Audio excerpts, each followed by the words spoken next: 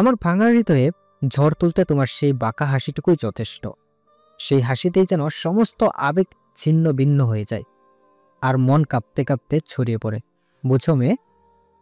তাকবীরের আবেগময় কথায় চাপা পড়ে গেল এলিজাবেথের কৌতূহল। পুনরায় প্রশ্ন করে, তোমার কোটের পকেটে ওটা কি এলোকেশী? কপালে ভাঁজ সংকুচিত হলো। বড় কুচকে এলিজাবেথ তাকালো শরীরে চাপিয়ে রাখা ওভারকোটের পকেটে। ছোট কার্ডের মতো দেখতে একটা বস্তু। পেলো ভাতে সেটা তুলে নিল এলিজাবেথ। স্পষ্ট আলোতে নিতে দেখতেই চোখ বড় বড় হয়ে যায়। চকিতে ফিরে তাকায় তাকবীরের দিকে। তাকবীর ঠোঁট কামড়ে হাসছে। এলিজাবেথের গলায় জড়তা। এটা তো ব্ল্যাক কার্ড। মানে এটা আমার কাছে আসলো কি করে? হেঁটে হেঁটে। হাসতে থাকে তাকবীর। মেজাজ উত্তপ্ত হয়ে আসে এলিজাবেথের। ঝাঁঝালো গলায় বলল, মজা করবেন না, বলুন। তাকবীর কয়েক কদম এগিয়ে এসে আড়ষ্ট মেয়েটার পাশে দাঁড়ালো। এলিজাবেথের হাতে থাকা কার্ড ওর দুহাতে ভাঁজের মধ্যে চেপে ধরে কোমল স্বরে শুধালো, নিজের মতো বাঁচতে শিখো, নিজ স্বাধীনতায় চলতে শিখো। হচট খেয়ে পড়ে গেলে হাত বাড়িয়ে দেওয়ার জন্য আমি আছি তো। এলিজাবেথ আবেগী হতে থাকে। কপালের ভাঁজ মিলিয়ে গেল। কিছু বলতে যাবে তখনই তাকবীরের ফোন ভাইব্রেট করে উঠল। আজও তারা দুজনে ম্যাচিং করে ওভারকোট পরেছে। তাকবীর ওভারকোটের পকেট থেকে ফোন বের করে হাতে নিতেই রক্তাভ চেহারায় ক্রোধ উদীয়মান হয়। গোলাকার মসৃণ দীপ্তিময় অবয়বে ফুটে ওঠে আগুনের লেলিহান। এলোকেশী, একটা ইমার্জেন্সি কল, 1 মিনিট। এলিজাবেথ মাথা নাড়িয়ে সম্মতি জানায়। তাকবীর এলিজাবেথের নিটাক হতে একটু আড়ালে গেল। ক্রোধে কাঁপতে থাকে নাকের পাটা। কল করলো সেই অজ্ঞাত নাম্বারে। বরাবরের মতো এবারও অপর পাশ থেকে সেই একই স্বর। সংযোগ দেওয়া সম্ভব নয়। গত 2 দিন যাবতই এমন হয়ে আসছে। অজ্ঞাত নাম্বার থেকে একই মেসেজ বারবার আসছে। আবার সাথে সাথে কল দিলেই সংযোগ দেওয়া সম্ভব নয় জানায়। কিবোর্ডে হাত চালালো তাকবীর। সাধারণ একটা মিনিস্টারের আমেরিকার মতো বড় দেশে 4-4টে বাড়ি। Wow man, wow. সাহস থাকলে সামনে এসে কথা বল, আমিও দেখি দম কত। মেসেজ পাঠিয়ে তৎক্ষণাৎ তাকবীর অভিব্যক্তি পরিবর্তন করে নিল। পরপর গেল এলিজাবেথের কাছে, কিন্তু সেখানে এলিজাবেথ নেই। ঘাবড়ে যায় তাকবীর। অজানা ভয়ে ভেতরে চাপ দিয়ে ধরে। শ্যামলা কৃষ্ণ গহ্বরে উদ্বিগ্নতা আর উৎকণ্ঠা। উন্মাদের মতো এদিক সেদিক খুঁজতে থাকে এলিজাবেথকে। এলোকেশী, এলোকেশী, এলোকেশী। ছাড়ুন। এলিজাবেথ মোচড়ামুচড়ি করতে থাকে। শক্ত হাতের বাঁধন থেকে মুক্তি পাওয়ার ব্যর্থ চেষ্টা করলো কিছুক্ষণ। নাক মুখ চেপে ধরে রাখার কারণে শ্বাসকষ্ট শুরু হয়। ধীরে ধীরে রক্তশূন্য হতে থাকে তার মুখশ্রী। শক্ত হাতের চাপে চিবুকে দাগ বসে যায়। ব্যথায় মুখ বিকৃত হয়ে ওঠে। ছাড়া পাওয়ার জন্য মরিয়া হয়ে ছটফট করতে গিয়ে গাড়ির ধাতব অংশে ধাক্কা খেল এলিজাবেথ। আঘাতপ্রাপ্ত জায়গাটা ব্যথায় টনটন করে উঠলেও থামে না। ছাড়া পাওয়ার জন্য ছটফট করতেই থাকে। আত্মরক্ষার জন্য অনেক কৌশল অবলম্বন করলেও পেরে ওঠে না দানবীয় সেই মানবের সাথে। হঠাৎ করে মুখ থেকে সেই শক্ত হাতটি সরে যায়, কিন্তু মুহূর্তের মধ্যে আরেকটি শক্ত হাত এলিজাবেথের হাত নিয়ে চেপে ধরে পিঠের পেছনে। অধিক চাপ প্রয়োগের ফলে মুখ চেপটে গিয়ে উইন্ডো মিররের সঙ্গে লেপটে যায়। মুষ্টিবদ্ধ হাতে ওর ঢেউ খেলানো চুল টেনে ধরা হয়। তখনই কর্কশ কণ্ঠের ভয়ানক স্বর ভেসে আসে, শীতল, কঠোর এবং তীব্র। এই হাতে ছুঁয়েছে না? উইন্ডো মিররে অবলোকন হয় রিচার্ডের হিংস্র চেহারা। ক্রোধে মটমট করছে ধারালো চোয়াল। দু চোখে চলছে অগ্নিকাণ্ড। ভেতর থেকে শুকিয়ে আসে এলিজাবেথের। শির দ্বারা বেয়ে গড়িয়ে পড়ল শীতল ঘাম। গলায় দালা জমান পাথে। সহসায় বহু কসরতে আওতায়। আপনি?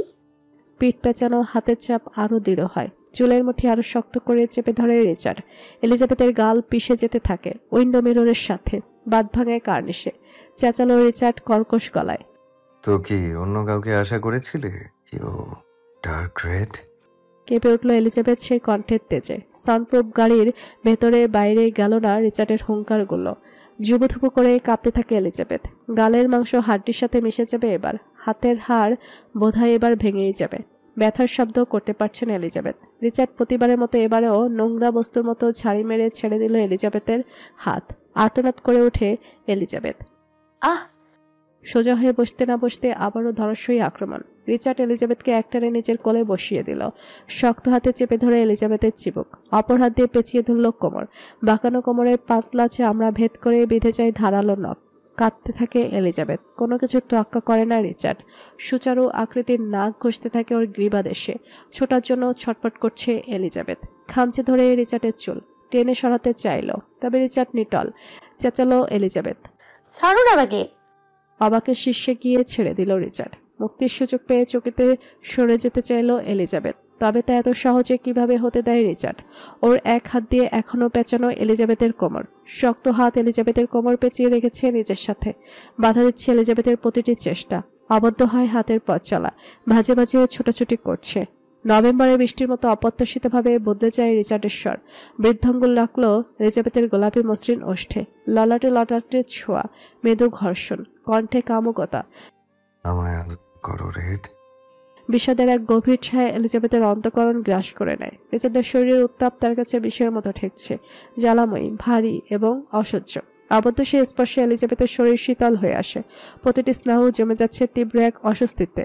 মুক্তির জন্য প্রাণপণে চেষ্টা চালায় এলিজাবেথ, কিন্তু শক্ত হাতে বাধা পড়ে থাকায় পারে না। অতঃপর সাহসায় নিজের আত্মাকে আরো শক্ত করে ধরে রাখলো এলিজাবেথ। আপনি একটা কীটের থেকেও নিকৃষ্ট। গলদেশতে মুখ তুলল রিচার্ড, অধর এলিয়ে বাঁকা হাসলো এলিজাবেথের কথায়। অনর্থক হেসে চাপা স্বরে এলিজাবেথের কানের লতির অতি নিকটে গিয়ে বলল, তোমার জানাতে এখনো যথেষ্ট ঘাটতি রয়েছে রেড। আমার সাথে নিকৃষ্ট শব্দও যায় না। আমি আর কিছু জানতেও চাই না, মুক্তি চাই আমি, মুক্তি। মুক্তি? কেন? তোমার সো কল্ড হাজবেন্ডের সাথে থাকার জন্য? অযথা এমন মানুষের সাথে থেকে কি হবে যার কোনো অস্তিত্বই থাকবে না তোমার জীবনে? রিচার্ডের হিংস্র আচরণের কথা মনে হতে বুকের ভেতর মোচড় দিয়ে ধরে এলিজাবেথ। ভেজা চোখে তাকালো রিচার্ডের দিকে। হাসছে রিচার্ড, ঠোঁটে বেদঘুটে হাসি। এলিজাবেথ কথা আওড়ায় কান্নায় জর্জরিত কণ্ঠে। মানে কি বলতে চাচ্ছেন আপনি? দয়া করে ওনার কোনো ক্ষতি করবেন না। আবারও অবাক করে দিয়ে রিচার্ডের সাবলীল জবাব, ঠান্ডা গলায়। হ্যাঁ, করবো না তো। সত্যি কিছু করবো না, নিজের হাতে কিছু করবো না। রিচার্ডের স্পষ্ট কথা নতুন এক জটিলতার সূচনা করলো। গুটিয়ে যেতে থাকে এলিজাবেথ, বাঁধ ভাঙে কান্নার। কেন এমন করছেন? কি ক্ষতি করেছি আমি আপনার? আমি শান্তিতে বাঁচতে চাই। কে বাধা দিয়েছে তাতে?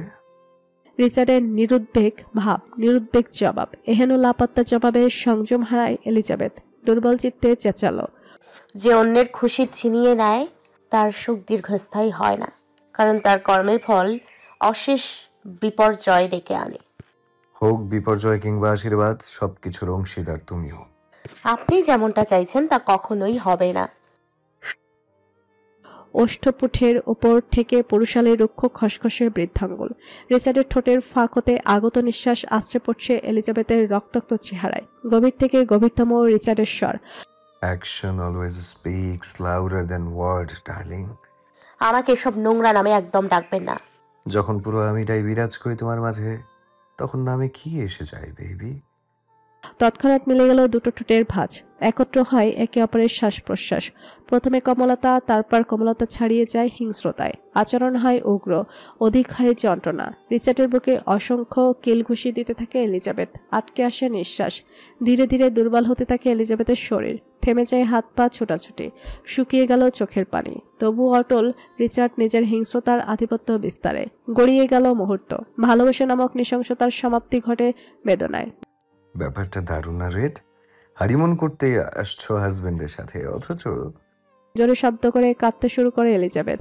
বুকের ভেতর জমে থাকা দুঃখ, অপমান, একাকিত্বতা যা প্রকাশ পায় কেবল চোখের জলে এক অনন্ত বেদনা গড়িয়ে পড়ে বিন্দু বিন্দু কোণায়। যে মরিচিকা থেকে পালাতে চায় সে, কিন্তু সেখানেই পা পিছলে পড়ে যায় বারবার। আর সেই শ্বাসরুদ্ধকর বেদনা। আমি এই যন্ত্রণা থেকে মুক্তি চাই। রিচার্ড কায়নাত নিজে শান্তি না পেরে কাউকে শান্তিতে থাকতে দেয় না। হারামি আমার রক্তে।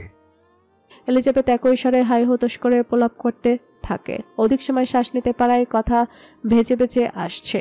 সেই সাথে কান্নায় বুঝে আসে, গলা ফেসফেসে আওয়াজে আওড়ায়, আমি মুক্তি চাই। রিচার্ডের কাটকাট গলায় বিলম্বহীন জবাব। সম্ভব নয়। এলিজাবেথ এই প্রথমবারের মতো পূর্ণ দৃষ্টি নিক্ষেপ করলো রিচার্ডের চওড়া তামুকে। রাস্তার সোডিয়াম আলোতে কিছুটা আলোকিত হয় গাড়ির ভেতর। আদৌ আদৌ আলোতে সর্বপ্রথমই অবলোকন হয় রিচার্ডের গালের আক্রমণাত্মক কাটা দাগ। আজকের চাহনিতে ছিল না কোনো ঘৃণা বিষাদ, ছিল অবক্ত কিছু একটা। মানুষ তো তাদের জোর করে নিজের সাথে রেখে দেয় যাদের তারা ভালো। আকস্মিক ঝড়ের বেগে ছিটকে গিয়ে ছিটে পড়ল এলিজাবেথ। কাঁধে আঘাত লাগলো গাড়ির ডোরে লেগে। গ্যাংস্টার বস ফিরে গেল তার নিজ বৈশিষ্ট্যে। রং পরিবর্তন হলো সমুদ্র নীল গভীর চোখ জোড়ার। হিংস্রের গর্জনে কেঁপে উঠল এলিজাবেথ। আমার সাথে এসব যায় না, একদমই না। আমি রিচার্ড কায়নাত, নমনীয়তা অনুগত্যতা তো একদমই না। আর তুই, you are nothing but a piece of shit to me, a girl who just pisses me off, someone I hate more than anything. গলায় দলা কুণ্ডলি পাকিয়ে রাজত্ব কায়েম করলো কান্না এলিজাবেথের। এত ঘৃণা তবু কেন এত জোর জবরদস্তি? অতর্কিত কণ্ঠনালী আবারও চেপে ধরল রিচার্ড। তীব্র ক্রোধে দাঁতে দাঁত পিষতে থাকে। এবার একটুও ছটফট করে না এলিজাবেথ, বরঞ্চ অনড়ভাবে চেয়ে থাকে রিচার্ডের ধারালো চিবুকে। গলা ছেড়ে চেঁচাতে থাকলো রিচার্ড। কারণ এটাই আমার বৈশিষ্ট্যের সাথে পারফেক্ট। তোকে ছিনিয়ে এনে আবার খাঁচায় বন্দি করা আমার হাতের মুঠোয়। কিন্তু করছি না কেন জানিস? কারণ তোর চোখে সেই আফসোসের ছায়া দেখতে চাই, যেই চোখ আমাকে ছাড়া অন্য কাউকে বাছাই করার সাহস করেছে। নিজের সিদ্ধান্তের জন্য অনুশোচনায় জ্বলতে দেখার মজা নিতে চাই আমি। আমার থেকে দূরে গিয়ে শান্তি পাবি এমনটা সম্ভব নয়। জ্বলে পুড়ে ছারখার হয়ে তুই একদিন নিজে আমার সামনে আত্মসমর্পণ করবি। আমি সুস্থ নই, একটু নয়, পুরোপুরি সাইকো আমি। একদমে কথাগুলো বলে থামলো রিচার্ড। তবে এতেই পৈশাচিক আত্মা শান্তি পায় না। রিচার্ড পাশের সিট থেকে হাতের গাড়ির চাবি খুঁজে বের করলো। আশাপাতি জিনিসটা পেয়ে ঠোঁটের কোণায় রহস্যময় হাসি ফুটে উঠল। অতঃপর করে বসলো এক ধরাশয়ী কাজ। চাবিতে প্রেস করে ডোর লক খুলল প্রথমে, অতঃপর লম্বাটে পা দিয়ে এক ধাক্কায় খুলে ফেলল ডোর। কোনোরূপ আন্দাজের আগেই এক ধাক্কায় এলিজাবেথকে ফেলে দিল গাড়ি থেকে। ছিটকে গিয়ে নিচে পড়ল এলিজাবেথ। ভাজে ভাজে কুচকে যায় নাক মুখ যন্ত্রণায়। সহসায় শুয়ে নিল সকল ব্যথা। একটুখানি শব্দ অব্দি করল না। ওর বেদনাট্য চোখ চেয়ে আছে রিচার্ডের নীলমণিতে। রিচার্ড দুই পকেটে হাত ঢুকিয়ে গাড়ি থেকে নেমে শটানভাবে দাঁড়ায় পড়ন্ত এলিজাবেথের সামনে। ওর চোখে আগুনের মতো দহন, যেন প্রতিটি দৃষ্টিতে স্বীকার করার পৈশাচিক তৃষ্ণা। স্বরে গভীর, কঠিন আর শীতল ধ্বনিতে আচ্ছন্ন। If you embody beauty, I shall personify the monster. সাথে সাথে ধুলো উড়িয়ে চলে গেল কালো গাড়িটি। এরকম নীরব যন্ত্রণায় যেখানে অনুভূতিগুলো শেষে আঘাত থাকে সবচেয়ে তীব্র। দীর্ঘদিনের সম্পর্ক যখন অবশেষে ছিন্ন হয়ে যায়, তখন তাতে থাকা প্রত্যাশা, সুখ ও প্রাপ্তির অবসান ঘটে এক বিষাদময় সত্যে। ভালোবাসার নৃশংসতার মধ্যে যে সম্পর্ক, তা শেষ হয় একটি শূন্যতা, যা পুরনো অনুভূতিগুলোকে মুছে ফেলে রেখে যায় কেবল ক্ষত। ঠিক সেই দৃষ্টিতে এখনো সামনে তাকিয়ে আছে এলিজাবেথ। এলোকেশি, এলোকেশি। দূর হতে আকুলতা ভরা স্বরে ডাকতে ডাকতে ছুটে আসে তাকবীর। এসেই হাঁটু মুড়ে বসে এলিজাবেথের পাশে। ওর গভীর চোখ জোড়া এলিজাবেথের পা থেকে মাথা পর্যন্ত দেখতে থাকে। অস্থির কণ্ঠস্বর। এলোকেশি, তুমি এখানে কি করে? আমি কখন থেকে খুঁজছি তোমাকে। জানো তোমাকে না পেয়ে আমার অবস্থা কি হয়েছিল? নিস্তেজ স্বর এলিজাবেথের। হাঁটতে হাঁটতে এদিকে চলে এসেছিলাম, পরে আর রাস্তা খুঁজে পাচ্ছিলাম না। সম্পূর্ণ ঘটনা চেপে গেল এলিজাবেথ। তাকবীরের চোখ জোড়া রেহাই পেল কাতরতা, অনুভূতি প্রবণতা থেকে। চোখ কিঞ্চিত ছোট করে তাকায় এলিজাবেথের পানে। বলল, ফোন তো সাথেই ছিল, একটা কল করতে পারতে আমায়। অযাচিত কারণে বুক জোড়া পুড়ছে এলিজাবেথের। ছটফটে উঠল। চলুন না হোটেলে যাই, আমার শরীর খারাপ লাগছে। কিন্তু প্লিজ। ওকে, ওঠো। তাকবীরের সাহায্যে উঠে দাঁড়ালো এলিজাবেথ। সোডিয়াম লাইটের আলোতে ফুটে উঠল এলিজাবেথের ক্ষীণ অবয়ব। চিন্তার ভাঁজ সংকুচিত হলো তাকবীরের দ্বারে।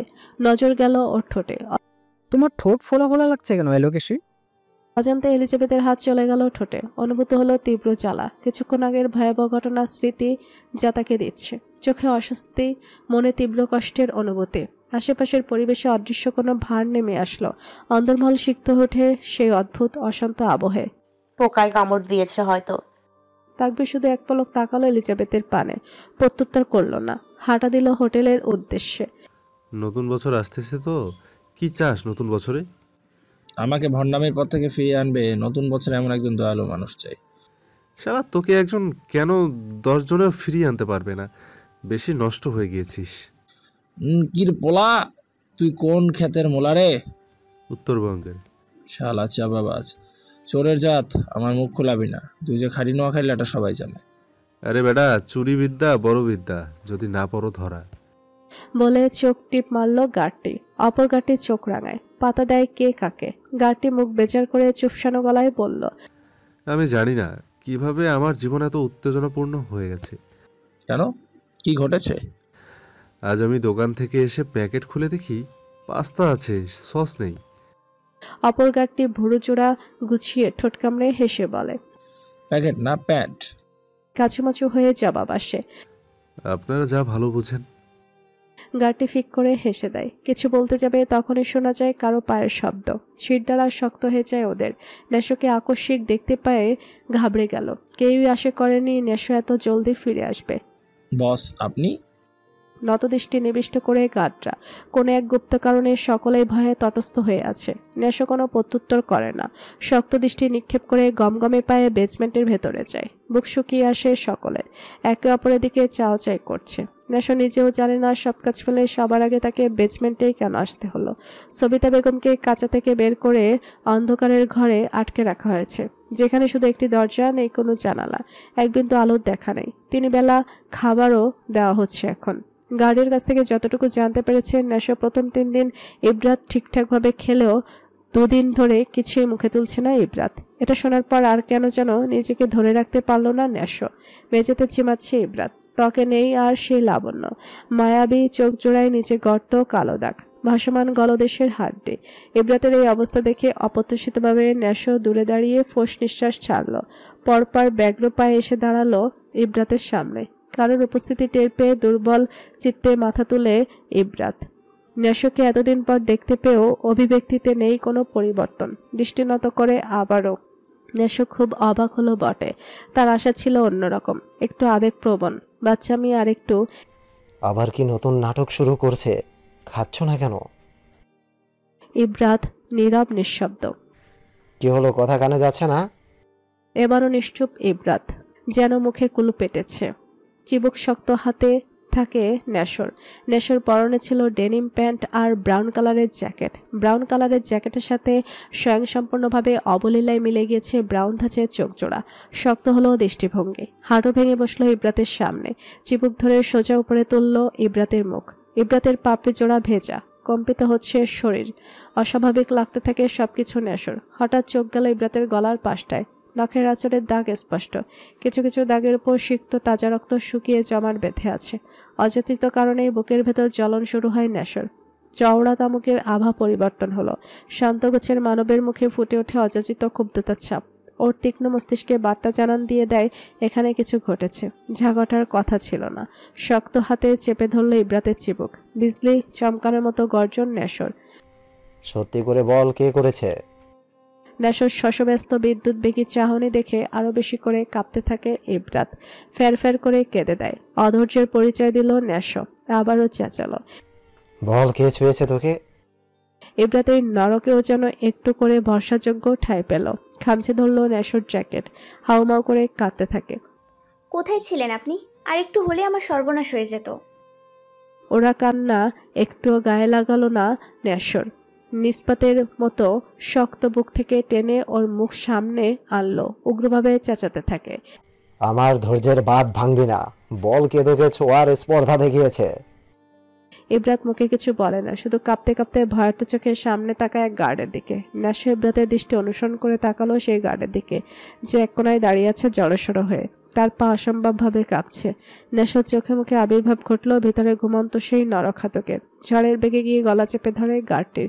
বাকি গার্ডটা তটস্থ হয়ে দূরে সরে যায়। এগোনোর সাহস নেই কারোর। নেশো প্রথমেই পায়ে আঘাত করে নিচে ফেলে দেয় গার্ডটিকে। গার্ড নিচে পড়তেই হামলে পড়ে তার উপর। হাঁটু গেড়ে বসলো গার্ডের বুকের ওপর। নেশোর চেহারায় বিকৃত ক্রোধ। জলে টইটম্বুর করা চোখে ঢুকিয়ে দিল তর্জনী। চোখের কালো মণি গলে ছিটকে কালো তরল এসে পড়ে নেশোর মুখের উপর। হাত পা ছুড়ে ছটপট করতে থাকে গার্ডটি অসহ্যকর যন্ত্রণায়। কিছু মুহূর্তের ব্যবধানে নেশো অপর চোখেও ঢুকিয়ে দিল তর্জনী। এতেই ক্ষান্ত হয় না।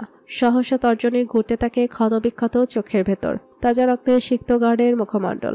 গড়িয়ে গড়িয়ে রক্ত আর মনির তরল অংশ মেঝেতে পড়তে থাকে। এই ভয়ঙ্কর দৃশ্য দেখে শক্তপোক্ত গোছের বাকি গার্ডদেরও গা শিউরে ওঠে। নেশো নিজের কাছে অনড়। ক্রমাগত আরো নৃশংস হতে আচরণ। এই চোখ দিয়ে নোংরা দৃষ্টি দিয়েছিলি না? পকেট থেকে ছোট একটা পকেট নাইফ বের করলো নেশো। প্রথম করাঘাতই হয় বুক পাঁজরের মাঝটায়। এভাবে একের পর এক আঘাত করতেই থাকে নেশো। তাজারতে সিক্ত হয় পুরো মেঝে। চেঁচানোর মতো অবশিষ্ট শক্তিও থাকে না শরীরের গার্ডটির। অসাড় হয়ে আসে সমস্ত শরীর। চোখের সামনে নেমে আসে আধার। ফালি ফালি হয়ে যায় বুক। তবুও হিংস্রতা কমে না নেশোর। ফিনকি দিয়ে ছিটকে আসা রক্তে আড়াল হয়ে যায় নেশোর নিজস্ব গায়ের রক্ত। রক্তের ভেতরে শুধু জলজল করে নেশোর বাদামি চোখ জোড়া। চোখে দহন ও আগ্রাসন আগুন জ্বলছে। দৃষ্টি হয় তীক্ষ্ণ, বেপরোয়া এবং ধ্বংসাত্মক। চোখের মনি স্থির নয় ন্যাসর, অস্থিরভাবে চারপাশে কিছু খুঁজতে থাকে। কিছু দূরে একটা বড় পাথর খণ্ড দেখতে পেয়ে পৈশাচিক হাসি দিয়ে সেটির কাছে ছুটে যায়। অধিক ওজনের পাথরটা তুলতে একটু বেগ পোহাতে হলো ন্যাসর। তবুও সুঠাম দেহের অধিকারী ন্যাসর তেমন খাটতে হয়নি। আবারও তেড়ে আসলো রক্তাক্ত গার্ডের কাছে। নিস্তেজ দেহ, প্রাণ পাখি উড়াল দিয়েছে সেই কখনই। ন্যাসর ধ্বংসযজ্ঞের কাছে টিকতে না পারেনি বেশিক্ষণ। সকল গাটরা মুখ ফিরিয়ে নেয় আগাম। নৃশংস অপ্রীতিকর দৃশ্য দেখে গা গোলাতে থাকে ইব্রাতের। দুহাতে চোখ চেপে ধরে চিৎকার করে উঠল। ন্যাসর ইব্রাতের চিৎকারের চকিতে ওর দিকে ফিরল। পরপর মাথার উপর তুলে রাখা পাথরটি ছুঁড়ে মারল মৃত লাশের উপর। থেতলে যায় সম্পূর্ণ মুখ, মাথার খুলি ফেটে মগজ গিয়ে ছিটকে পড়ে দূরে। ন্যাসর সেই লোমহর্ষক দৃশ্য দেখে পৈশাচিক হাসিতে ইতি টানল আজকের ধ্বংসযজ্ঞের। যেই হাসি তাদের কাছে তৃপ্তিময় হাসি।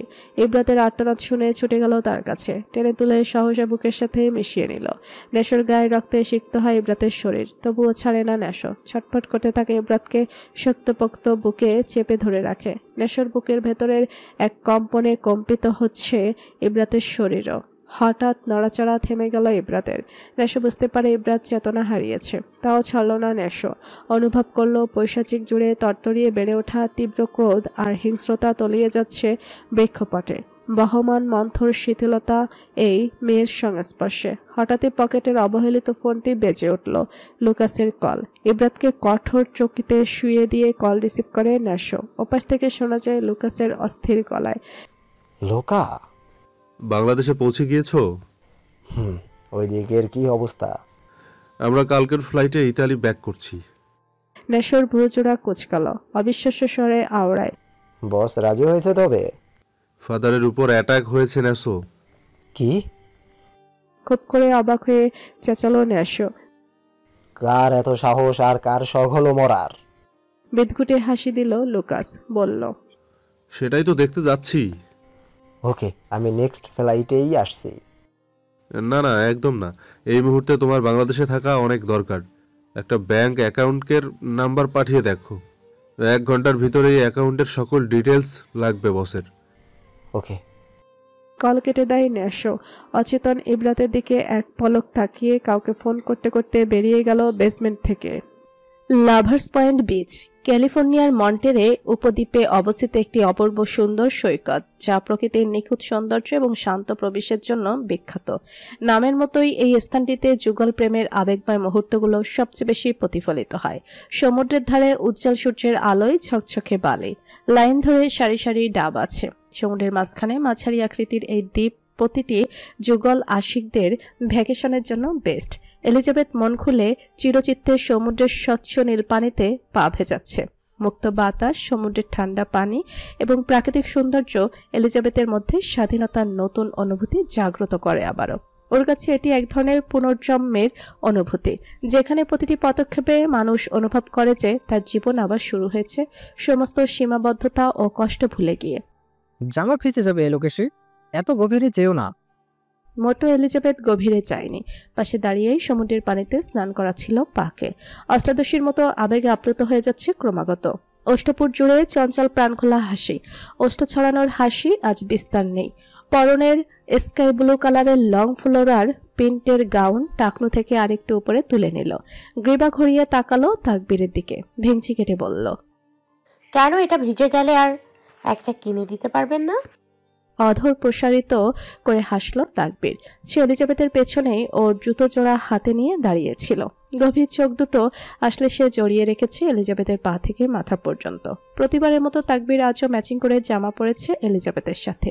এই সব কিছুই তাকবীর অতি আবেগ আর যত্নের সহিত কিনে এক অষ্টাদশীর সান্নিধ্যে আসলে ভুলে যায় নিজের বয়স, প্রফেশন। মনে হয় উঠে চাঙ্গা, আচরণ করতে থাকে তরুণ বয়সের যুবকদের মতো। ফর্মাল প্যান্টের সাথে মিলিয়ে এলিজাবেথের গাউনের সেম প্রিন্টের হাফ হাতার বীজ শার্ট পরেছে তাকবীর। চোখে সানগ্লাস, শার্টের বুকের বোতাম দুটো অনাড়ম্বরভাবে খোলা। কোকড়া চুলগুলো উঠছে এলোমেলোভাবে উত্তরের হাওয়াতে। চোখে একরাশ মুগ্ধতা, অধর উজ্জ্বলিত শিখা। কারা বলে শ্যামবর্ণের পুরুষরা সুন্দর হয় না? বোকা তারা, যথেষ্ট বোকা। শ্যামবর্ণের চেহারা যেন চাঁদের আলোয় ফুটে ওঠা একটি নিখুঁত রূপ, যার মাঝে এক অমলিন কোমলতা আর জটিলতা মিশে থাকে। তাকবীরের চোখ দুটি গভীর, সাগরের মতো বিশাল ও উদার, যেন কল্পনা জগতে প্রবাহিত এক নদী। হালকা হাসিতেই পৃথিবীর সব রঙের মেলবন্ধন ঘটে, আর তার উপস্থিতি চারপাশে এক ধরনের মিষ্টি ছোঁয়া রেখে যায়। এলিজাবেথের কথায় ঠোঁট কামড়ে হাসল তাকবীর, আপন মনে বিড়বিড় করল, তোমার এই অপরূপ সৌন্দর্য শুধুমাত্র আমি দেখব বলে যদি পুরো বীজটা কিনে নিতে পারি, তবে কি সামান্য জামা কাপড় কিনতে কি আমার খুব বেশি কষ্ট হয়ে যাবে, বোকা মেয়ে? কথাগুলো বরাবরের মতোই দেখা মিলল না দন্তপাটে। বাকি সবকিছুর মতো এগুলোই ভেতরেই চেপে রাখলো। কিছু বলার নেই ম্যাডাম। অকারণেই খিলখিল করে হাসছে এলিজাবেথ, উচ্ছ্বাসিত স্বরে চেঁচালো, ধন্যবাদ এত সুন্দর একটা জায়গায় নিয়ে আসার জন্য। খুব সুন্দর জায়গাটা, আমার অনেক পছন্দ হয়েছে। তখন তো আসতে চাইছিলে না। ভাগ্যিস আপনি জোর করেছিলেন। হাসির মাত্রা বাড়ে এলিজাবেথের। তাকবীর শুধু মনোমুগ্ধকর দৃষ্টিতে তাকিয়ে আছে, কথা আসতে চায় না তার ভিতর থেকে। অভ্যন্তর থেকে বলছে, চেয়ে থাক এভাবেই একগুঁয়ে দৃষ্টিতে, প্রশান্তি স্রোতে বয়ে নে আমাকে। কাল রাতে হোটেলে ফেরার পরপরই এলিজাবেথের রুমের দরজা লক করে দেয় ভেতর থেকে। তাকবীর শতবার ডাকলেও দরজা খুলে নেয় এলিজাবেথ। পরে সকালে উপায়ন্তর না পেয়ে তাকবীর হোটেল স্টাফের কাছ থেকে ডুপ্লিকেট চাবি এনে দরজা খুলে। এলিজাবেথকে ওর কাছে খুবই অস্বাভাবিক লাগছিল, তারপরে জোর করে নিয়ে আসে এখানে তাকবীর। আপনার রুচি খুব ভালো। এলিজাবেথের কথায় সন্ধে ফিরে পায় তাকবীর, ভুরুজোড়া কিঞ্চিত কুচকিয়ে ভাবলেশীনভাবে জবাব দেয়, অবশ্যই ভালো, না হলে তোমাকে পছন্দ করতাম।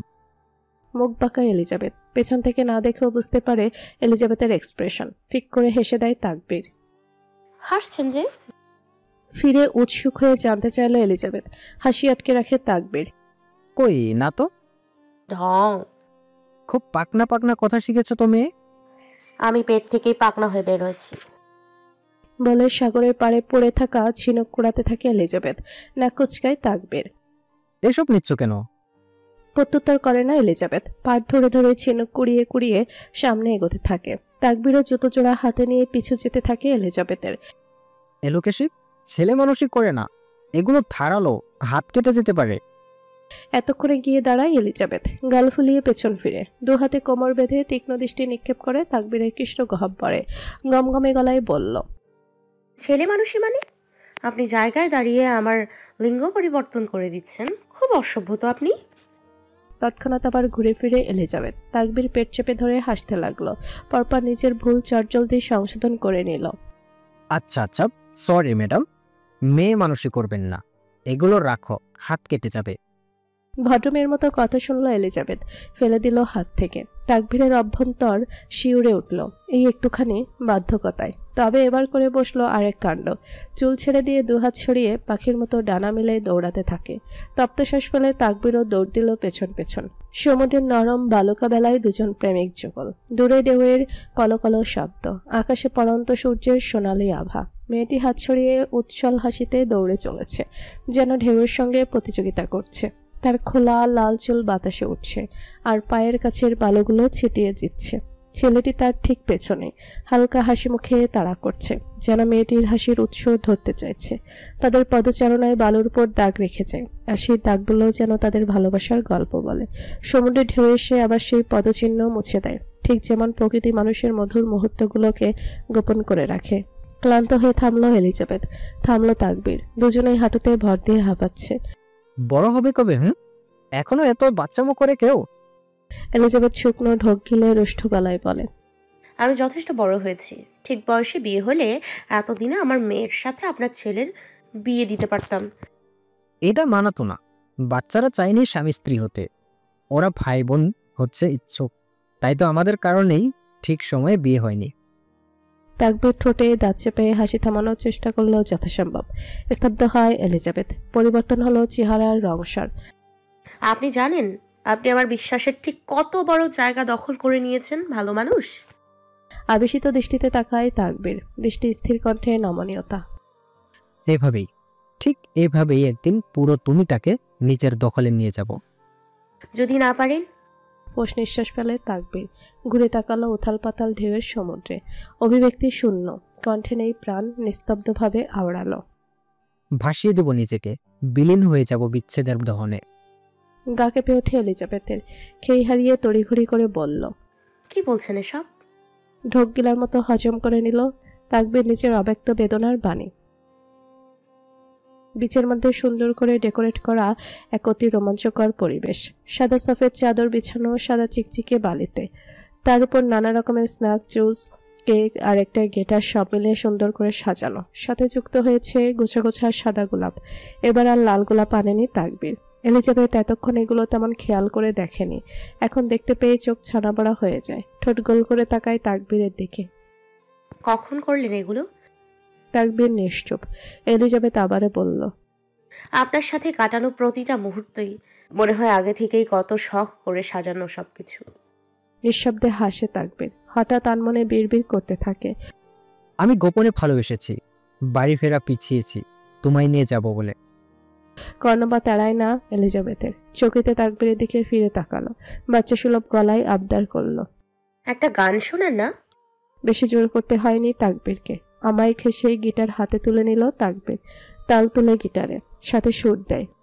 আজও হয় রিক্ত শাখায় উত্তরি ভাই, ঝরছে নিশিদিন, আসেনি দখনে হাওয়া, গজল গাওয়া মৌমাছি বিবল, রাগি চাই বুলবুলি তুই, ফুল শাখাতে ডিসনে আজই দোল।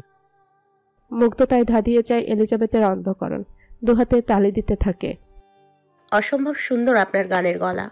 পেরিয়ে গেল আরো কিছু মুহূর্ত অপ্রাসঙ্গিক বাক্য আদান প্রদানে। হঠাৎ ভেসে এলো তাকবীরের গদগদ কণ্ঠে, এই এই এখনই চুল বাঁধো। এলিজাবেথ জোচ খাচ্ছিল। ওর সামনে চুলগুলো প্রিন্টেস্ট্রি ক্লিপার দিয়ে আটকানো ছিল, তাও বাতাসের তোড়ে এলোমেলোভাবে উঠছিল অবাধ্যকতার পরিচয় দিয়ে। এলিজাবেথ ঠোঁট ভেঙে তাকবীরের দিকে তাকালো, চুপসানো গলায় বলল, কেন? তাকবীরের তৎক্ষণাৎ জবাব, এই এলোমেলো চুলগুলো ঝড় তুলে দিচ্ছে ভিতরে। খানিকটা লজ্জা পেল এলিজাবেথ, মাথা নিচু করে ফেলল।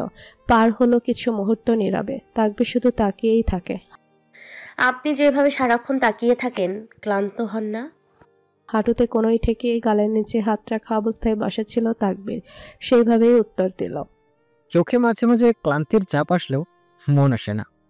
একটা গভীর সান্ত্বনার মুহূর্ত, যেখানে সমস্ত দুঃখ, উদ্বেগ ও যন্ত্রণার সময়ের সাথে প্রশমিত হয়ে যায়।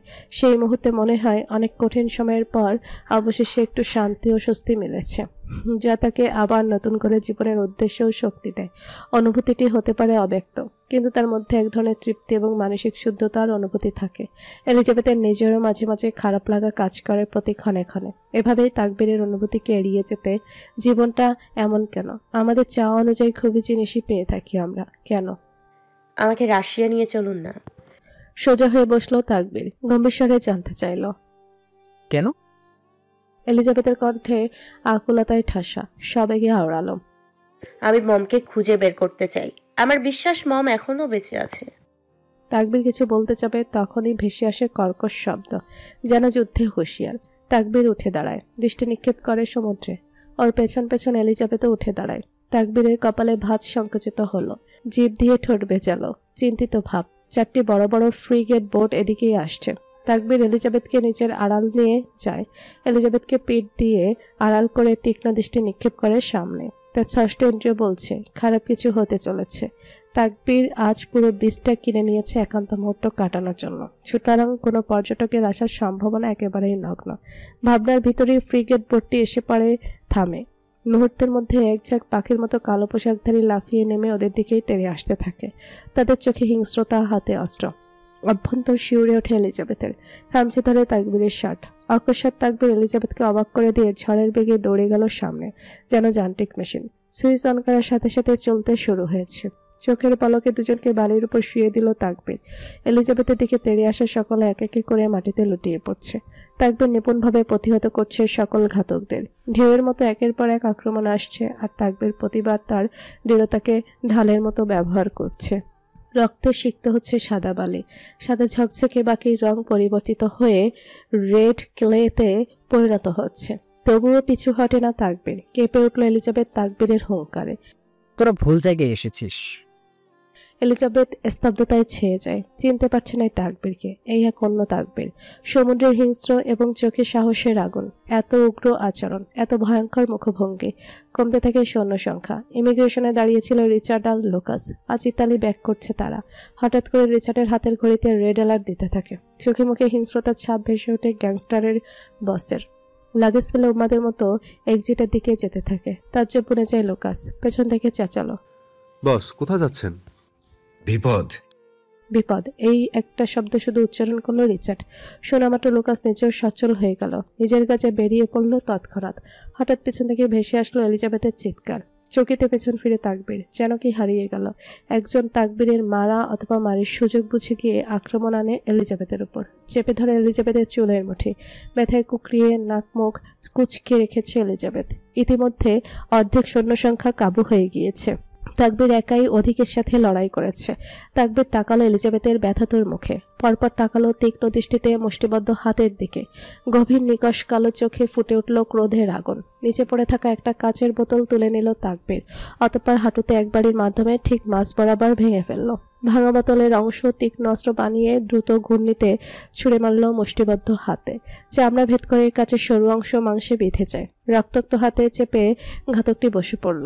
তাকবীর ছুটে গেল এলিজাবেথের কাছে। জুবুথুবু করে কাঁপতে থাকে এলিজাবেথ। ভেতরে ঘূর্ণিঝড় অনুভূত হচ্ছে তার এই শ্বাসরুদ্ধকর পরিস্থিতিতে। কই মাছের প্রাণ এত সহজে মরে না। আহত ঘাতকরা আবারও তেড়ে আসে। পরিস্থিতি উত্তপ্ত হয়ে উঠে আবারও। 5-6 জন ঘিরে ধরল ওদের। তাকবীর কৌশল এলিজাবেথকে আড়াল করে সকলের মোকাবেলা করতে থাকে। সমুদ্রের ঢেউয়ের গর্জনের সঙ্গে শুরু হয় এক ভয়ঙ্কর লড়াই। হঠাৎ পেছন থেকে একজন তেড়ে আসে এলিজাবেথের দিকে ছুরি নিয়ে। এলিজাবেথ দুহাতে মুখ চেপে ধরে চিৎকার করে উঠল। কোনো রকম যন্ত্রণা অনুভব না হওয়ায় কাঁপা কাঁপা হাতগুলো মুখ থেকে সরায় এলিজাবেথ। চোখ মেলে তাকাতেই সামনের দৃশ্য অবলোকন হলে গা শিউরে ওঠে এলিজাবেথের। মুখে হাত চেপে ফুফিয়ে ফুফিয়ে কাঁদতে থাকে। তাকবীর এলিজাবেথের পেটের দিকে অগ্রসর হওয়া ধারালো ছুরিটি নিজের হাতে চেপে ধরে রেখেছে। গলগলিয়ে রক্ত পড়ছে হাত থেকে। সেদিকে কোনো ভ্রুক্ষেপ নেই তার। দাঁতে দাঁত চেপে তাকিয়ে আছে সামনের ঘাতকের দিকে। পরপর পেট বরাবর এক লাথিতে ফেলে দিল তাকবীর ঘাতককে। আবারও তেড়ে আসে এক ধরাশয়ী আক্রমণ। প্রত্যেকটা আঘাতই আসছে শুধু এলিজাবেথের উপর। পেছন থেকে আরেকজন ছুরি নিয়ে দৌড়ে আসছে এলিজাবেথের দিকে। তাকবীর একটান এলিজাবেথকে নিজের সাথে মিশিয়ে নিয়ে ঘুরিয়ে ফেলে। ছুরি গিয়ে বিধে তাকবীরের বাহুতে। রক্তে ভিজে যায় সমস্ত শার্ট। তবুও দুর্বল হয় না তাকবীর। লড়তে থাকে। এত চেষ্টা করে এলিজাবেথকে রক্ষা করতে পারেনি তাকবীর। মারামারির এক পর্যায়ে লাঠির আঘাত এসে লাগে এলিজাবেথের মাথায়। গ্রীবা বেয়ে বেয়ে লাল তারল ঝরতে থাকে। থমকে যায় তাকবীরের দুনিয়া। এলিজাবেথের মাথায় চেপে রাখা হাত সামনে আনতেই এতক্ষণে নিজেকে খুবই দুর্বল অনুভূত হচ্ছে। চোখে যন্ত্রণা আর সাহসের এক অদ্ভুত মিশ্রণে এলোমেলো হয়ে টলে যেতে থাকে তাকবীর। চুলের ফাঁক গলিয়ে রক্ত ঝরতে থাকে এলিজাবেথের। নিজের রক্ত তোয়াক্কা না করে এলিজাবেথের রক্ত দেখে বিচলিত হয়ে বুকের মধ্যে জড়িয়ে ধরে তাকবীর ওকে শক্ত করে। চোখের সামনে একটা বড় দুঃস্বপ্ন ফিরে আসছে যেন। শরীর ছেড়ে দেয় এলিজাবেথ তাকবীরের বৃক্ষপটে। নিজের শরীরেরও এস্ত হারাতে থাকে তাকবীর। অসাড় হয়ে আসে সর্বাঙ্গ। লুটিয়ে পড়ে দুজনেই। ঘাতকরা তখন একের পর এক আঘাত করতেই থাকে তাদের উপর। তাকবীর শেষ মুহূর্ত পর্যন্ত এলিজাবেথকে রক্ষা করে যায়। একটা আঘাতও আসতে দেয়নি এলিজাবেথের উপর। বিরতিহীনভাবে পিঠের উপর লাঠি দিয়ে আঘাত করেছে ঘাতকরা। চোখের সামনে সবকিছু আধার হতে থাকে তাকবীরের। নিভে আসে চোখের পাপড়ি চোরা। পেছনে সূর্য ডুবতে থাকে আর ঢেউ গর্জন করতে করতে যেন ঘোষণা দিচ্ছে যে অসম্পূর্ণ প্রেমের অপূর্ণতা। সহসায় মিলে যায় চোখের পাপড়ি চোরা। ঠিক তখনই প্রদীপ শিখার ন্যায় আশার আলো জ্বলে উঠল। সমুদ্রের পাড়ে বাতাসের তীব্র গর্জন। ঢেউয়ের তলায় এক দুর্দান্ত দৃশ্য ফুটে ওঠে। আকাশে সূর্য স্বর্ণালী আভা ছড়িয়ে নিচ্ছে আর সমুদ্রের জল যেন তার প্রতিফলন হয়ে ঝলমল করছে। ঠিক সেই মুহূর্তে আকাশে ভেসে আসে একটি হেলিকপ্টার। তার বিশাল পাখা বায়ুকাটে এদিকে আসছে। পাইলট তার দক্ষ হাতে মসৃণভাবে হেলিকপ্টারটি নামায় সমুদ্রের তীরবর্তী বালির উপর। উদীয়মান হলো 100 টান ব্যয়ের অধিকারী মানবের। হেলিকপ্টার ল্যান্ডিং স্কিডে পা দিয়ে দাঁড়িয়েছে, যেন অধিক তারা কখন নামবে। বিশাল আকৃতির পাখার গণিতে সেট করা চুলগুলো গতিহীন। সমুদ্র পাড়ে উপস্থিত হয় এক অজানা শক্তি, দৃঢ় সংকল্পের প্রতীক। সমুদ্র তীরে পা রেখেই এক ঝলকে প্রতীয়মান করে রিচার্ড তার প্রশিক্ষণ এবং সাহসিকতা। এন্ট্রি হয় হিরোরূপী ভিলেনের। রিচার্ড কোটের ভেতরে দুই পাশের পকেট হতে দুটি গান বের করে পাখির মতো দুপাশে হাত ছড়িয়ে এক নাগারে শুট করতে থাকে। চেহারা শক্ত, সুরক্ষিত আর চোখে এক অদ্ভুত আত্মবিশ্বাসের আভা। একে একে করে ঘাল করতে থাকে সকল ঘাতকদের। পাল্টা আক্রমণের সময় অবধি পায়নি কেউ। তাকবীরের পাশ বিছিয়ে যায় লাশে। তাকবীর এক অদ্ভুত দৃষ্টিতে তাকিয়ে আছে রিচার্ডের দিকে। রিচার্ড শুট করতে করতে সামনে এগিয়ে আসে। নিজের কাছে অটল থাকা অবস্থায় এক পলক পাশ ফিরে তাকালো তাকবীরের দিকে, নিস্তেজ এলিজাবেথের দিকে। অতঃপর দক্ষ হাতে অনড়ভাবে শুট করতে করতে বজ্রপাতের মতো গম্ভীর কণ্ঠে চেঁচিয়ে বলল, Stop staring at me, idiot. Get her in the helicopter. চকিতে হতচেতন হয়ে ফিরে তাকবীর তাৎক্ষণিকভাবে অচেতন এলিজাবেথকে কোলে তুলে নিল। এগোতে থাকে হেলিকপ্টারের দিকে। রিচার্ডের গাড়ির গুলি শেষ হয়ে যায়। তখন একজন বেঁচে ছিল। খালি হাতে হিংস্র প্রাণীর মতো হামলে পড়ল রিচার্ড। বুকের উপর হাঁটু দিয়ে চেপে ধরে শক্ত মুষ্টিবদ্ধ হাতে আঘাত করতে থাকে মুখে। শরীরের সকল তেজ হাতে ঢেলে দিয়েছে। এ যেন আরেক ভয়ঙ্কর দৃশ্য। তাকবীর হেলিকপ্টারের সিটে এলিজাবেথকে শুয়ে দেয়। বিস্মিত চোখে তাকায় রিচার্ডের দিকে, অনুন্মাদনার দিকে। পাইলট রিচার্ডের জন্য অপেক্ষা করতে থাকে। তবে সে যে বিধ্বংসী ধ্বংসযজ্ঞে মেতে উঠেছে, এত সহজেই কি তা শেষ হবে? উপায়ন্তর না পেয়ে পাইলট আহত তাকবীর আর এলিজাবেথকে নিয়ে ফ্লাই করে। দৃষ্টিশূন্য না হওয়া পর্যন্ত তাকবীর চেয়ে থাকতে থাকে রিচার্ডের মধ্যে সেই নরখাদকটাকে, যেটা ধ্বংসযজ্ঞের ফুর্তিতে মেতে আছে। দ্বীপের কাছের একটা হসপিটালের ব্যক্তিগত হেলিপ্যাডে হেলিকপ্টারটি ল্যান্ড করানো হয়। রিচার্ডের কথা অনুযায়ী লুকাস আগে থেকে সব বন্দোবস্ত করে রেখেছিল। নার্সরা স্ট্রেচার নিয়ে দাঁড়িয়েছিল। চটজলদি ওরা হেলিকপ্টার থেকে এলিজাবেথকে নামিয়ে নিতে যেতে থাকে। তাকবীর নিজেও যথেষ্ট আহত, এখনও রক্ত ঝরছে, তবুও পিছু পিছু ছুটে গেল। পাইলট পেছন ফিরে অদ্ভুত দৃষ্টিতে তাকবীরের দিকে তাকায়। বিদেশি সংস্কৃতির কাছে পুরুষ মানুষের কান্না খুবই ক্রেঞ্জ। পুরোটা সময় তাকবীর এলিজাবেথের মাথার কাটা অংশ হাত দিয়ে চেপে ধরে রেখেছিল রক্তপাত ঠেকাতে, আর পুরুষ বৈশিষ্ট্য থেকে বেরিয়ে নিগুড় অনুভূতির জোয়ারে ভেসে কাঁদছে। হাসপাতালের শীতল করিডোরে বাতাস থমকে আছে। জীবনের সবচেয়ে গুরুত্বপূর্ণ মুহূর্তের ভার যেন সেখানে জমে আছে। ভেতরে চলছে বাঁচার একমাত্রের উচ্ছেদ চিকিৎসা। বাইরে বসে আছে এক পাগল প্রেমিক, নিঃস্ব, অসহায়। তাকবীরের চুল এলোমেলো হয়ে আছে, চোখ ফুলে লাল হয়ে একাকার। অশ্রু শুকিয়ে লবণের দাগ ফেলা হয়েছে গন্ডে। চাতক পাখির মতো ছটফট করছে তাকবীর। হাতের আঙুলগুলো ক্রমাগত মুঠো করে আবার খুলছে। বারবার উঠে দাঁড়ায় তাকবীর। ভেতরে এলিজাবেথের কাছে যেতে থাকে, কিন্তু প্রতিবারই সাদা পোশাকের নার্স থামিয়ে দেয়। কাতর চোখে কাচের দরজার দিকে তাকিয়ে থাকে, যেখানে তার প্রাণ পাখির চিকিৎসা চলছে। তাকবীরকে জোর করে একজন নার্স এসে মাথায় আর হাতে ব্যান্ডেজ করিয়ে দিয়ে যায়। শরীরের প্রতিটি জায়গায় ব্যথায় টানটান করছে, তবুও জ্বলছে শুধুমাত্র মনের দহনেই। করিডোরের এক কোনায় নিজেকে গুটিয়ে নিয়ে মেঝেতে স্থান দখল করে নেয়। শূন্য দৃষ্টিতে নেই প্রাণ। হঠাৎ একটা লম্বা ছায়া এসে পড়ল তার সামনে। মাথা তুলে তাকবীর ডক্টরকে দেখতে পেয়ে লাফিয়ে উঠে দাঁড়ায়। ডক্টর, আমার ওয়াইফ। দুঃখিত, আপনার ওয়াইফ কোমায় চলে গিয়েছে। তাকবীর হঠাৎ করেই নিজের চুল মুঠো করে ধরে, দেয়ালে মাথা ঠেকিয়ে চোখ বন্ধ করে অস্পষ্ট স্বরে আওড়ায়, প্রাণ আছে? ডক্টর চোখ কিঞ্চিত ছোট করে ফেলল তাকবীরের এহেন কথায়। পরপর প্রফেশনালি হ্যান্ডেল করতে চাইল। হ্যাঁ, দেখুন, সৃষ্টিকর্তার কাছে প্রে করুন, যে কোনো সময় মিরাক্কেল হতে পারে। লম্বা শ্বাস ছাড়ে তাকবীর বলল, এতেই হবে, অন্তত বেঁচে থাকার উৎসটা তো কাছে থাকবে। দৃশ্যপট লাস ভেগাসের একটি ক্যাসিনোর বেজমেন্টে। অন্ধকার ক্যাসিনোর বেজমেন্টে ঘন অন্ধকার, আর ভেজা বাতাসে ভেসে বেড়াচ্ছে আতঙ্কের গন্ধ। ধুলোর স্তূপ আর ভাঙা টেবিলের নিচে মোমবাতির ক্ষীণ আলোয় কেবলই দুর্বল মানুষগুলোকে মুখকে আরও ফ্যাকাশে করে তুলছে। তাদের হাত পা শক্ত রশিতে বাঁধা, আর ঠোঁটের কোণে জমে থাকা রক্ত আর অশ্রু তাদের অসহায়ত্বের সাক্ষী। মেঝেতে ধপধপ শব্দ তুলে এগিয়ে আসছে এক বিভীষিকাময় মানব। বাম হাতে ঝুলছে মৃত্যুর বাহন বন্দুক, ভারী ধারালো এক নৃশংসতার প্রতীক। তার চোখে লালচে দীপ্তি, এজন্য রক্তের নেশায় অন্ধ হয়ে গিয়েছে। প্রতিটি পদক্ষেপে বন্দীদের শ্বাসবাড়ি হয়ে নির্গত হচ্ছে। একটি শীতল বাতাস তাদের চামড়া ছিদ্র করে প্রবেশ করে যাচ্ছে। কেউ ফিসফিস করে প্রার্থনা করছে, কেউ চিৎকার করে উঠে বলছে, আমাদের ছেড়ে দাও। কিন্তু সেই নরখাদক মুখে এক ভয়াবহ বিকৃত হাসি রেখে ক্রমশ তাদের দিকে এগিয়ে যাচ্ছে। লুকাসের সে রিচার্ডের পাশে দাঁড়ালো, নত দৃষ্টি নিবিষ্ট করে নিচু স্বরে বলল, বস, অ্যালেক্সকে কে জানি ওর মেনশনেই মেরে ফেলে রেখে গেছে। গ্রীবা বাঁকিয়ে তীক্ষ্ণ দৃষ্টি নিক্ষেপ করলো লোকাসের উপর। রিচার্ডের শশব্যস্ত বিদ্যুৎ বেগী চাহনি দেখে দুকদম পিছিয়ে গেল লোকাস। রিচার্ডের নীল চোখ থেকে আগুন অগ্নুৎপাত হচ্ছে। পিঠমোড়া ভান দিয়ে মেঝেতে ফেলে রাখা কীট সমতুল্য বস্তুদের দিকে তাকালো। এক মুহূর্তের জন্য সব স্থির। বন্দুকটা ওপরে উঠল, আলো মোমবাতির ওপর পড়ে এবং প্রতিফলিত হয় সেই ধাতব বন্দুকের ধারালো কিনারায়। তারপর এক মুহূর্তের নিস্তব্ধতা, এবং সারা ঘরে ছিটকে পড়ে এক ভীতিকর চিৎকারের প্রতিধ্বনি। হাসপাতালের শীতল আলোয় সাদা চাদরে মোড়া একটি বেড। এখানে শুয়ে আছে এলিজাবেথ, নিঃশেষিত যেন এক মৃতপ্রায় পাখি। চারদিকে মনিটরের অস্পষ্ট বিপ বিপ শব্দ। অক্সিজেন মাস্কের নিচে তার মুখটা ক্রমশ ফ্যাকাশে। ঘরের বাতাস ভারী, শোক আর উৎকণ্ঠায় জমাট বেঁধেছে। দরজার পাশে দাঁড়িয়েছে তাকবীর অতি ক্ষীণ অবস্থায়, মাথার সাদা ব্যান্ডেজের ওপর লাল ছোপ ছোপ রক্তের দাগ, মুখে বিভ্রান্তি, বুকের ভেতর আগ্নি। হঠাৎ করেই অস্বাভাবিক আচরণ করতে থাকে তাকবীর, চিৎকার করে বারবার বলতে থাকে, আমাকে ওর কাছে যেতে দাও প্লিজ। কিন্তু ডাক্তার আর নার্সরা শক্ত হাতে ওকে আটকে রেখেছে। তাকবীরের পাগলামাই বাড়তে থাকে, 10 জনের শক্তি ভর করছে শরীরে। সকলকে হাত দিয়ে ছুড়ে ফেলে সামনে এগোনোর চেষ্টা করে, কিন্তু ডাক্তাররা তেড়ে ধরছে। কাছে তাকবীর, চোখ থেকে অঝরে জল গড়িয়ে পড়ছে, গলার স্বর ভেঙে গিয়েছে ততক্ষণে। অঝরে চেঁচাতে থাকে, আমি আমার এলোকেশিকে একবার দেখতে চাই, শুধু একবার। ডাক্তাররা শান্ত করার চেষ্টা করেও ব্যর্থ। তাকবীর মাটিতে হাঁটু গেড়ে বসে পড়ে, মাথা নিচু করে কাঁদতে থাকে। আমি তোমাকে ছেড়ে যেতে দেব না এলোকেশি, দেব না যেতে। এটা কিছু মুহূর্ত আগের ঘটনা। এটা এলিজাবেথের বেডের পাশে দাঁড়িয়ে আছে তাকবীর, অপেক্ষা করছে ওর জ্ঞান ফেরার। ক্ষতও তেমন গাঢ় না, 3টে সেলাই লেগেছে শুধু। তখন ডাক্তারের সাথে মিস আন্ডারস্ট্যান্ডিং হয়েছিল। স্বস্তির নিঃশ্বাস ফেলেছিল তাকবীর। তখন ওর মুখের অবস্থা দেখার মতো ছিল। 20 মিনিট ধরে একটানা দাঁড়িয়ে আছে তাকবীর, শরীরে আর বিন্দু পরিমাণ শক্তিও পাচ্ছে না, তবুও অটল। ছটপট করছে মন তার শখের নারীর মুখ থেকে কথা শোনার জন্য। ডক্টর যতই বলুক সব ঠিক আছে, চিন্তামুক্ত হতে পারছে না তাকবীর। কিছু মুহূর্ত পর পিটপিট করে চোখে মেলে তাকে এলিজাবেথ। চোখের সামনে এখনো সব অস্পষ্ট। ঝাপসা চোখে প্রথমে অবলোকন হলো তাকবীরের করুণ চাহনি। কাতরায় ঠাসা মানুষটার কৃষ্ণ গহ্বর, এখনো বুঝি পড়ে যাবে লোকটা।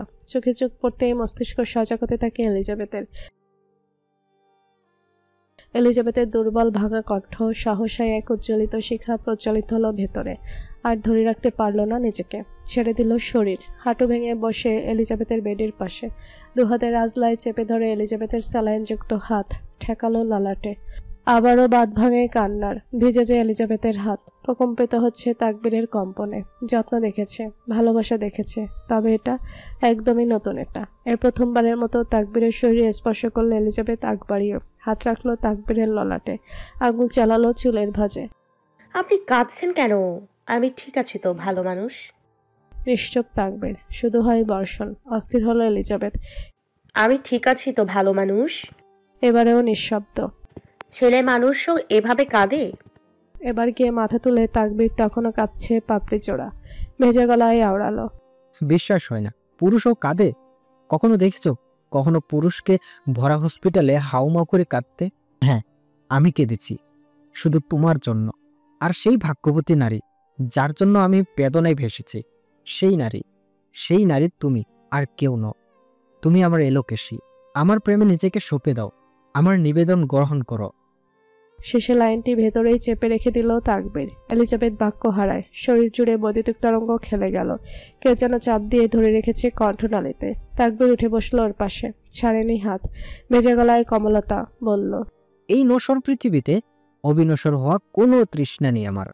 আমি শুধু চেয়েছি যতটুকু সময় পাই সেই সময়টুকু তোমার সঙ্গে কাটাতে, হোক তা 1 দিন, হোক 2 দিন। তোমার সাথে প্রতিটি মুহূর্তে হারিয়ে যেতে চাই, যেখানে শুধুই আমরা। প্রতিটা মুহূর্তের পূর্ণতা খুঁজে পেতে চাই। সব ভুলে তোমার মধ্যে মজেছি আমি, তুমি হারালে নিঃস্ব হয়ে যাব আমি। আপনার কথায় আমি ভাষা হারিয়ে ফেলি প্রতিবার।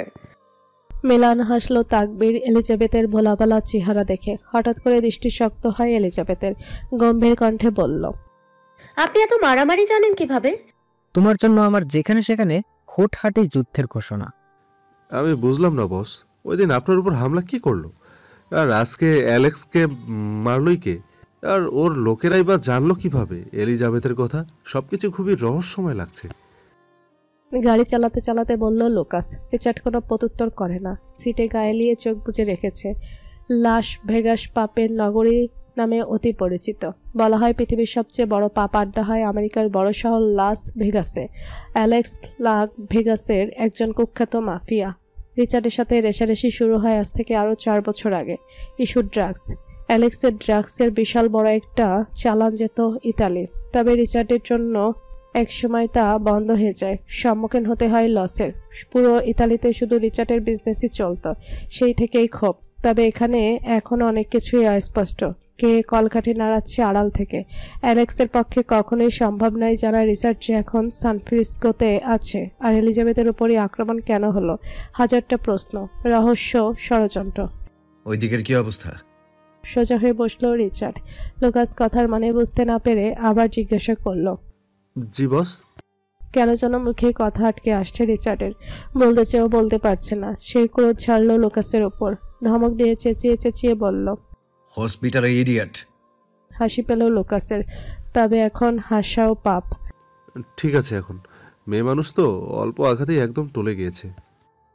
বলে কিছু মুহূর্ত আগের ফুটেজে তুলে ধরলো লুকাস রিচার্ডের সামনে। রিচার্ড ভুরু কুচকে তাকায় ট্যাবের দিকে।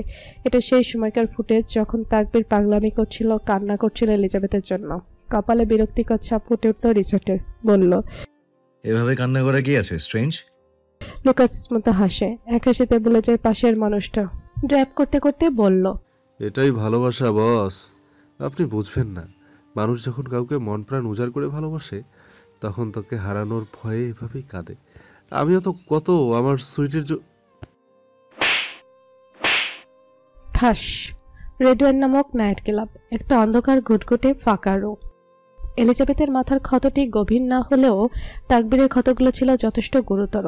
বাহুতে 4টি সেলাই আর হাতে 6টি সেলাই পড়েছিল। এজন্য তাদের 3 দিন হাসপাতালে থাকতে হয়েছে। অসুস্থ অবস্থাতেও তাকবীর এলিজাবেথের প্রতি তার যত্নের দায়িত্বটা পরিপূর্ণভাবে পালন করেছে। কিন্তু শুধু তাকবীর নয়, এলিজাবেথও চেষ্টা করেছে তাকবীরের পাশে থাকতে, তাকে দেখভাল করতে। তারা একে অপরের পরিপূরক হয়ে পাশে দাঁড়িয়েছিল, যেন দুজনের সম্পর্কের মাঝে কোনো দূরত্ব বা বাধা না থাকে।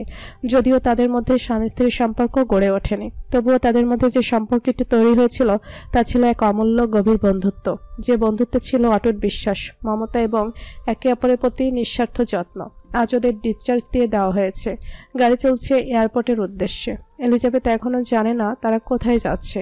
মনে হাজারো কৌতূহল, তবে তাকবীরকে দেখে মনে হচ্ছে কোনো প্রশ্নের জবাব দিতে আগ্রহী নয় এই মুহূর্তে। তবে ছটফটে মন এলিজাবেথের, দমিয়ে রাখতে পারল না। শুনুন না। বলুন ম্যাডাম। আমরা কোথায় যাচ্ছি? তাকবীর অনবরত ফোনে টাইপিং করে যাচ্ছে। এলিজাবেথের কথায় ফোন থেকে মাথা তুলে ওর দিকে তাকালো। পরপর বিষাদময় গলায় বলল, ইতালি। কর্ণফলক হবার সাথে সাথে এলিজাবেথের সমস্ত শরীরে তরঙ্গ খেলে গেল। আধারে তলিয়ে যায় দীপ্তিময়, প্রকম্পিত স্বরে আওড়ালো, কি বলছেন আপনি এসব? তাকবীর ফোন রেখে এলিজাবেথের দিকে ঘুরে বসলো।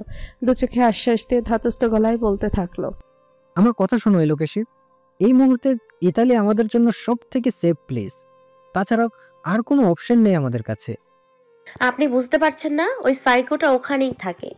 জেনে বুঝে কেন বাঘের খাঁচায় নিয়ে যাচ্ছে আমাকে। সে আমাকে সুখে থাকতে দেবে না, মেরে ফেলবে আমাকে। আমি আছি তো পাশে। তাকবীর নানানভাবে বোঝাতে থাকে এলিজাবেথকে, তবে মানতে নারাজ সংকীর্ণ মন। এতদিন সাইকোটা এখানে ছিল না, আমরা শান্তিতে ছিলাম। আপনি আবার এমনটা কেন করতে যাচ্ছেন? ভালো মানুষ, কেন বুঝতে পারছেন না? গম্ভীর হয় তাকবীরের স্বর, শক্ত হয় দৃষ্টিভঙ্গি। বলল, লিসেন পাখি, আমাকে বিশ্বাস করো, করো তো? নিঃশব্দে মাথা নাড়ায় এলিজাবেথ, তবুও ভেতর থেকে ভয় হয়, দূর হয় না। চলতে থাকে গাড়ি পথ ধরে নির্দিষ্ট গন্তব্যে। কয়েক মিনিটের ব্যবধানে গাড়ি গিয়ে থামে এয়ারপোর্টের সামনে। তাকবীর একাই দুটো লাগেজ নিয়ে এগোতে থাকে। এলিজাবেথ এগিয়ে গেল নিজেরটা নেওয়ার জন্য। আমাকে দিন, আপনার কষ্ট হয়ে যাচ্ছে। I can manage. এটা কেমন? সবকিছু শুধু আপনিই করবেন, আমিও ফার্স্ট হতে চাই। বাচ্চাদের মতো গাল দুটো ফুলিয়ে বলল এলিজাবেথ। তাকবীর হাসে এলিজাবেথকে দেখে। পরপর সামনে এগোতে এগোতে ঠোঁট কামড়ে হেসে বলল, I am at your service briefly. Stop, don't call me that. ভেঙচি কাটে Elizabeth. Oh, as you wish, my princess. Elizabeth নিশ্চুপ, কোনো এক কারণে চুপসে আছে মুখ। তাকবীর খুব সহজেই ধরে ফেলতে পারে লোকায়িত বিষয়টি। উচ্ছ্বসিত হয়ে হাসতে থাকে তাকবীর অকারণে। ভেঙচি কেটে গমগমে গলায় বলল, প্রতিটা বেস্ট ফ্রেন্ডের দায়িত্ব তার বেস্টুকে বেস্ট প্রিন্সেস দেওয়া। আমি ভাই কথার নিচে পড়ে থাকতে চাই না। হেসে দেয় এলিজাবেথ। এই হাসিতে মন ভরে যায় পাশের পুরুষটিরও। 9 ঘন্টা আকাশপথে জার্নির পর তারা ইতালি গিয়ে পৌঁছে। দুটো লাগেজ হাতে নিয়ে এক্সিটের সামনে দাঁড়িয়ে আছে তাকবীর। পাশেই রয়েছে এক লাবণ্যময়ী নারী। তবে এত ঘন্টার জার্নিতে শরীরে আর অবশিষ্ট কোনো জোর নেই, নেতিয়ে পড়েছে একদম। তাকবীর বারবার কাকে যেন কল করছে, অভিব্যক্তিতে চাপা রাগ। মিনিট পাঁচেক পর একটা মার্সিডিস বেঞ্চ এসে থামে তাদের সামনে। ভেতর থেকে তড়িঘড়ি করে বেরিয়ে আসে রেয়ান। গাড়ি থেকে নেমেই মাথা নত করে দাঁড়ায় তাকবীরের সামনে। ভাইয়া চুপসে আছে মুখমণ্ডল। সরি বস, কিছু কারণে একটু দেরি হয়ে গেল। কারণ শুনতে পেয়ে তাকবীর ভেতরের চাপা ক্ষোভ ভেতরেই রেখে দেয়। কাট গলায় বলল, লাগেজগুলো ডিকিতে তোলো। রিয়ান মাথা নাড়িয়ে তৎক্ষণাৎ লাগেজ ডিকিতে তুলে দেয়। এলিজাবেথ ক্লান্তিতে কোনো কিছুই আমলে নেয়নি। হাই তুলতে তুলতে প্যাসেঞ্জার সিটে বসতে চায়। তাকবীর তার আগে ফ্রন্ট ডোর খুলে দেয়। উৎসুকভাবে তাকায় এলিজাবেথ। তাকবীর মাথা নাড়িয়ে উঠতে বলল। এলিজাবেথ নিঃশব্দে উঠে স্থান দখল করে নিয়ে সিটের শরীরে ভর ছেড়ে দেয়। পরপর তাকবীরও গিয়ে বসল ড্রাইভিং সিটে। রিয়ান সব মালপত্র ডিকিতে রেখে লাগিয়ে দুহাত ছেড়ে সোজা হয় সবেমাত্র। ঠিক তখনই তাকবীর ঝড়ের বেগে ধুলো উড়িয়ে স্থান ত্যাগ করে নিমিষেই। চোয়াল ফাঁক হয়ে যায় রেয়ানের। আরে আরে আরে, ওনাকে রেখে আসলেন তো? তাকবীর স্মুথলি ড্রাইভ করতে করতে নিরুদ্বেগ ভাব নিয়ে বলল, ডোন্ট ওয়ারি, ও সব চিনে। হঠাৎ করে এলিজাবেথের কপালে ভাঁজ পড়ল। তাকবীরের দিকে তেরছা নজরে তাকিয়ে বলল, উনি এখানে কি করছিল? রেয়ান আমার বডিগার্ড। আমি ওকে আগে বলে রেখেছিলাম এখানে এসে সব রেডি করে রাখতে। এভাবে তো আপনার রাজনীতি ব্যবস্থা গোল্লায় যাবে। সমস্যা নেই, ওদিকে বিয়ান সামলে নেবে। আকিদার কিঞ্চিত ছোট করে তাকায় তাকবীরের পানে এলিজাবেথ। পরপর আড়ষ্ট গলায় বলল, রিয়ান নাম দুটো। ওরা জমজ। কিন্তু ওদের তো চেহারার মিল নেই। তাকবীর মুস্কি হাসল, হেসে বলল, ওদের চেহারার মতো বৈশিষ্ট্যেরও কোনো মিল নেই। একজনের বুক ভরা সাহসে, আরেকজন খুবই ভীত। ফিক করে হেসে দেয় এলিজাবেথ। কম্পিত হয় শরীর হাসির রিনছিনের তালে। তো এত ভীতু একজন দিয়ে আপনার কাজ কি? আকস্মিক খুবই গম্ভীর হয় তাকবীরের কণ্ঠস্বর।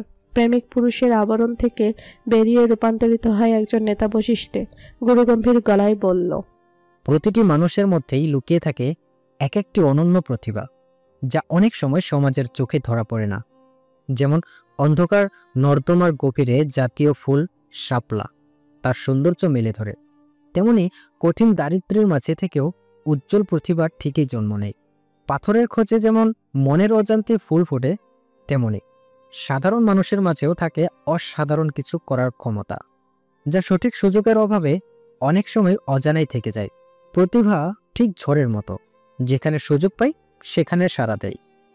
ও আচ্ছা, তাই বুঝি। তো রিয়ানের প্রতিভা কি শুনি? ও হ্যাকিংয়ে খুবই ভালো।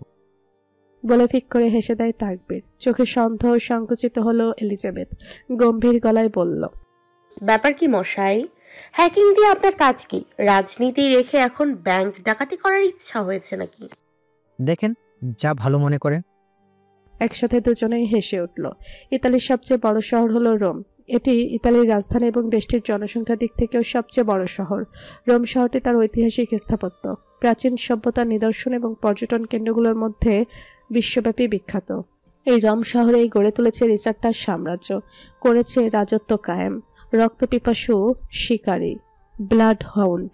ম্যানশনের নেম প্লেটে বড় বড় অক্ষরে খোদাই করে লেখাই ভয়ঙ্কর নামটি, আর নামের মতো ভয়ঙ্কর এখানকার মানুষজন।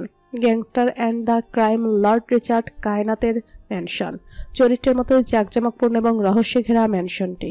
বিশাল লোহার গেট পেরিয়ে ঢুকতেই চোখে পড়ে ছায়ায় ঢাকা দীর্ঘ ড্রাইভওয়ে, যার দুপাশে দাঁড়িয়ে আছে উঁচু উঁচু সাইপ্রাস গাছ। ম্যানশনের গঠনটি এক আধুনিক দুর্গের মতো। অন্ধকার ছায়ায় মোড়ানো বিশাল পাথরের দেয়াল, বড় বড় জানালা এবং ছাদের কোনায় বিশাল আকৃতির ড্রাগনের মূর্তি।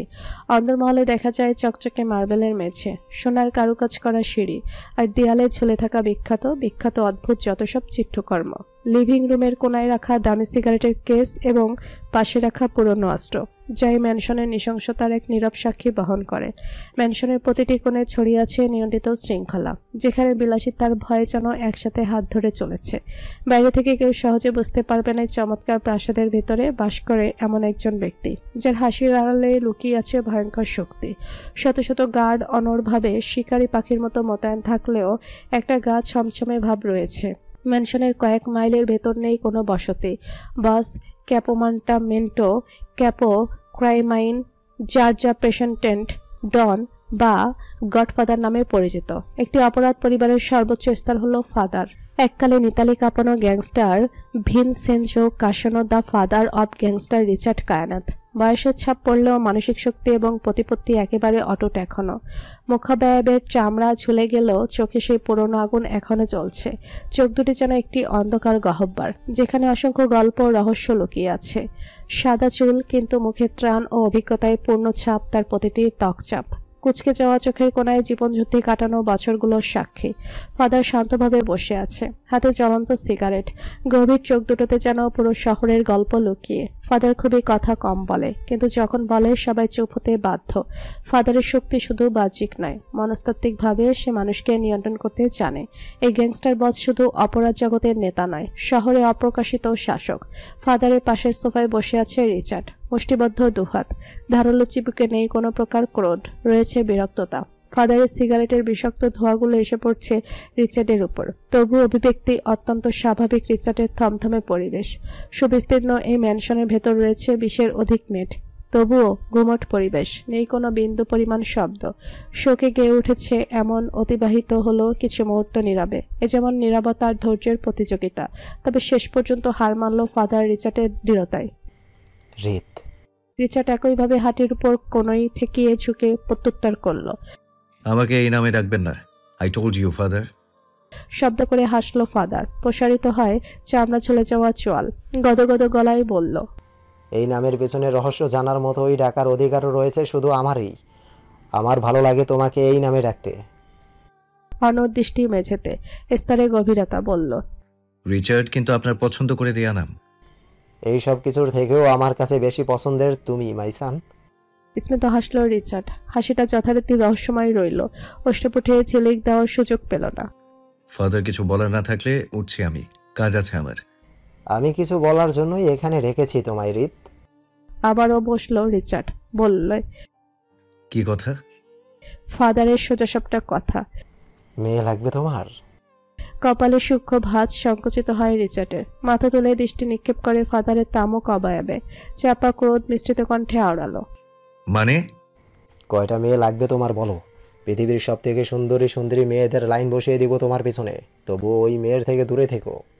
ঠিক তখনই লুকাস এসে দাঁড়ায় রিচার্ডের পেছন। ফাদারকে নির্ডালুতায় মাথা ঝাঁকিয়ে রিচার্ডের কানে কানে কিছু বলল। বাঁকা হাসি ফুটে উঠল রিচার্ডের ওষ্ঠপুটে। হিংস্রতার তীব্র প্রভাবে ফুসে ওঠে পৈশাচিক সাইকোমন। মনে মনে আওড়ালো, পাখি তবে নিচ থেকে খাঁচায় ধরা দিল। তৎক্ষণাৎ উঠে দাঁড়ায় রিচার্ড। ঠোঁটের আগায় জড়ো হয়েছে রহস্যের ঘনঘটা। বাঁকা হাসলো, হাসকি স্বরে আওড়ায়,